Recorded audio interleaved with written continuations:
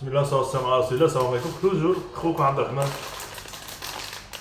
يا خوتي هذا الماكلة، شوفوا الماكلة.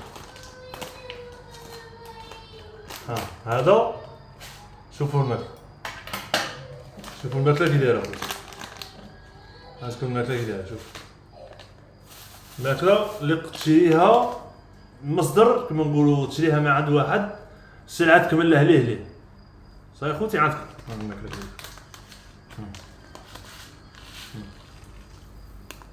شوف الماكلة كي دايرة. يلا شوفوا الساك كي داير خوتي، يا دراسي عليكم بالراقة كي دايرة. شوفوا بالراقة كي دايرة.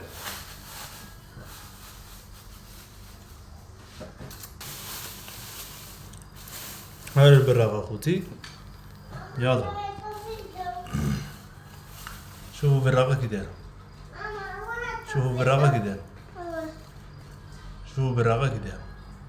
شو الساك كي داير.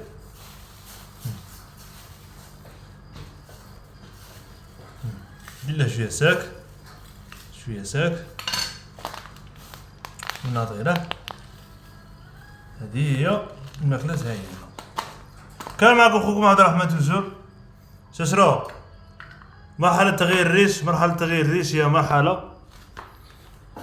مرحلة تغيير الريش خوتي، مرحلة شوية صعيبة. المهم من يكمل الزوج من مرحلة تغيير الريش اللي يدخل في مرحلة الراحة، وهذه مرحلة الراحة هي اللي تجي صعيبة شوية، هي يجي فيها المرض، يجي فيها بزاف صوالح، أي حاجة صغيرة تسبب كيما نقولوا في مرض الطائر. راكم معايا خوتي. ثم هنا عندك العناية الفائقة للطائر، عندك دير له تحطه في بلاصة فيها الهدوء، تشمسه خطرة على خطرة كان كاين الشمس، تعطيه الماكلة تاعها، تنوع له في التغذية. انا نوع له في التغذية خوتي الساك، ما نعطيلهاش وحده، نوع له في الماكلة.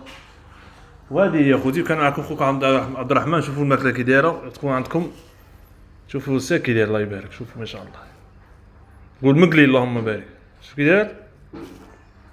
وهذه هي اخوكم عبد الرحمن توجور. السلام عليكم، ان شاء الله تكونوا بخير خوتي. السلام عليكم، سامحونا على الاطاله خوتي، بارك الله فيكم.